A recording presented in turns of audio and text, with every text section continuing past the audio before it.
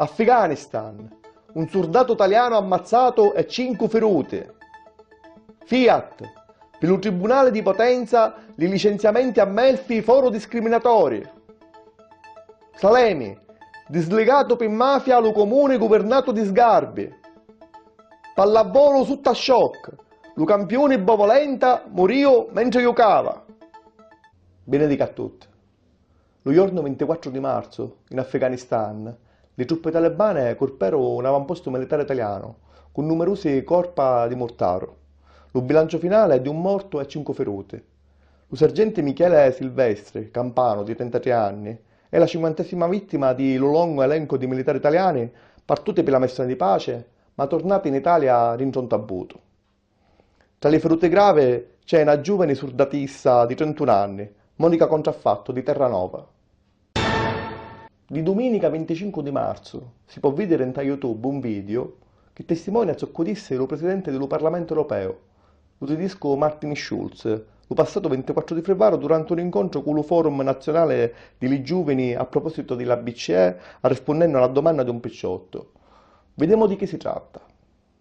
La domanda che volevo porle io nasce anche da alcune interrogazioni che ultimamente sono state presentate dal Parlamento europeo sulla natura giuridica della proprietà dell'euro. Come abbiamo detto prima, la Banca Centrale Europea non può prestare denaro agli Stati a tasso agevolato e fondamentalmente quindi non svolge il ruolo delle banche centrali, cioè quelle di essere il prestatore ultimo per gli Stati. Quello che chiedo a lei, e che quindi se le sembra giusto e sensato, è che la Banca Centrale Europea stampi euro e lo ceda all'1% alle banche commerciali, che a loro volta decidono appunto se acquistare titoli di debito a tassi che vanno dal 4 al 7%. Quello che le chiedo io, le sembra giusto che un tale sistema sia in vigore e che non sia una delle più grandi truffe perpetrate negli ultimi secoli da parte delle consorterie bancarie e finanziarie a danno dei cittadini? Grazie. Sono d'accordo. Lo statuto della Banca Centrale Europea è molto simile allo statuto della Banca Centrale Tedesca e si basa su una filosofia tedesca che prevede una totale e assoluta indipendenza della Banca Centrale. So che esistono altre banche centrali che invece vengono guidate anche dalla parte della politica. Comunque, quando la Germania ha deciso di abbandonare il marco e di accettare l'euro, ha posto questa condizione e questa condizione è stata poi accettata. La passata settimana, il Tribunale di Potenza fece conoscere le ragioni della sentenza che dispose la reintegrazione allo travaglio dei tre operai della Fiat di Melfi licenziati lo passato giugnetto. Secondo gli giudici, lo licenziamento non fu altra cosa che una misura pigliata per liberarsi di sindacalisti che avevano pigliato posizione di forte antagonismo. Questa notizia diventa importante in tale discorso sopra i canciamenti allo statuto di travagliatura, perché c'è chi dice che le aziende, se passassero i canciamenti proposti del governo, potessero licenziare la travagliatura senza giusti motivi, inventandosi problemi economici. Lo passato 23 di marzo, il Consiglio dei Ministri dislegò i consigli comunali di Salemi e Ragalmuto per infiltrazioni mafiose. Le due amministrazioni avevano aggiri al voto lo 6 e 7 di maggio, ma ora con il commissariamento le votazioni si spostano di almeno 18 mesi. Cartelli turistici informativi magari in lingua siciliana.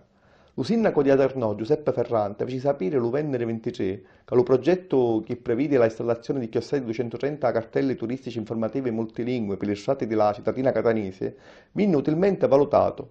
Ora per realizzarlo si va a presentare lo progetto esecutivo, che già è preparato. Gli scritti sono in italiano, inglese, francese e siciliano. Dopo le polemiche a maggio, grape Palazzo Riso. Il 22 di marzo l'assessore dei beni culturali della regione siciliana, Sebastiano Missineo, annunziò la nuova grapputa del museo per il 17 di maggio, con 2 appuntamenti. L'esposizione di tutta la collezione permanente del museo e la mostra temporanea più a sud. Un progetto per Lampedusa.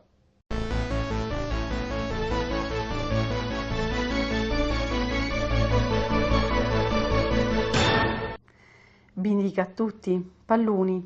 Dalla Serie A li due squadre siciliani paraggiaru. Lu Palermo giocava sabato in casa contro l'Udinesi. Al minuto 31 Miccoli segnava la sua 12ª rete in questo campionato, ma a 6 minuti di la fine paraggiava Torgè per i Friulani. Domenica a Napoli, lu Catania con i riti di Spolli e Lanzafame, in tale finale di partita rimontava il doppio vantaggio di Partenopei. Sabato 31, alle ore 18, prova di quadratura per i rosso-azzurri, allo Massimino contro lo Milan. Magari in tale Lega Pro, lo passato fine settimana ci foru solo paraggi per i siciliani, lo Trapani a 0 in casa con lo Pergocrema, lo Siracusa a Piacenza più 1-1. A 6 partiti di la fine, lo Trapani aveva 8 punti più 6 di Siracusa e Spezia. Pallacanestro. In tale Lega 2, lo Barcellona vinceva a Piacenza più 81-72 e s'appresta ai play-off. Terminava la stagione regolare di la 1 femminili. I due siciliani perdero a Reri e a giocare i play-out. Alcamu contro Pozzuoli e Priolu contro Cagliari. Aveva scendere in tala 2 solo una squadra di 4. Rugby. In tale eccellenza, lo San Gregorio Catania vinceva con i campioni d'Italia di Lupetrarca Padova per 19-13. I catanesi sono ultimi a 3 punti di Liureggio, lo suo prossimo emulu. Pallavolo. Sabato 24, mentre giocava una partita di B2 a Macerata, scopò in terra e morì Vigor Bovolenta. Aveva 37 anni, in tale sua carriera, con la nazionale e le squadre di club, vinceva tutto, tranne le Olimpiadi. Aveva giocato per una stagione in Palermo. Per la Settimana Santa in tutta la Sicilia si tengono processioni e celebrazioni di vario tipo, con una numerosa partecipazione della gente. Famosa è la processione delle Misteri, che si tiene a Trapani lo Venerdì Santo, un nelle Misteri, pesanti antiche statue di legno che rappresentano la passione di Cristo, vengono portate a spada per le strade della città per quasi 24 ore. Lo stesso tipo di processione si fa a Caltanissetta lo Giovedì Santo e a Castrogiovanni lo Venerdì Santo.